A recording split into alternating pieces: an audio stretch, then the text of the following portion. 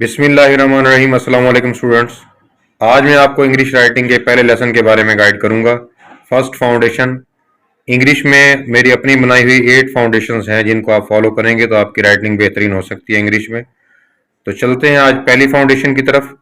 इसमें देखें 4 लाइनर हमने रजिस्टर लिया है, ब्रॉड लाइनर रजिस्टर है, पॉइंटर यूज कर रहे हैं ब्लू कलर का।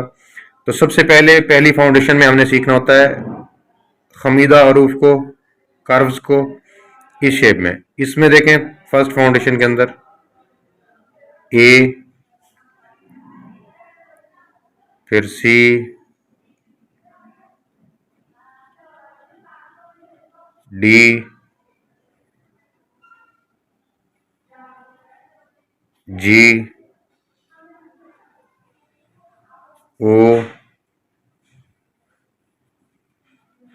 और फिर क्यू।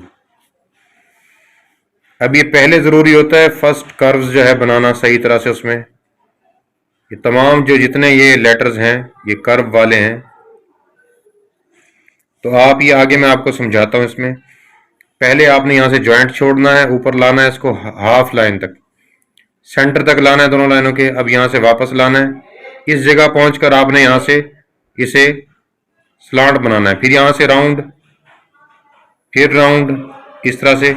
अब सबसे जरूरी जो चीज है इनमें, दोनों लेटर्स के दरमियान में स्पेस होनी चाहिए। इनमें ये स्पेस बहुत जरूरी है, इसका ख्याल रखेंगे आप। एक लाइन पर 2 बार लिखना है, प्रैक्टिस करना है इस फाउंडेशन को। तो कोशिश कीजिए आराम से बार बार प्रैक्टिस करें और लेड पेंसिल यूज करें। तो उम्मीद है काफी बेटरमेंट आएगी। अगर कहीं पर प्रॉब्लम है तो आप मुझे लिखेंगे, मुझे सेंड करेंगे, मैं आपको हेल्पिंग वीडियो सेंड करूंगा इसकी। दुआ में याद रखिएगा। अल्लाह हाफिज।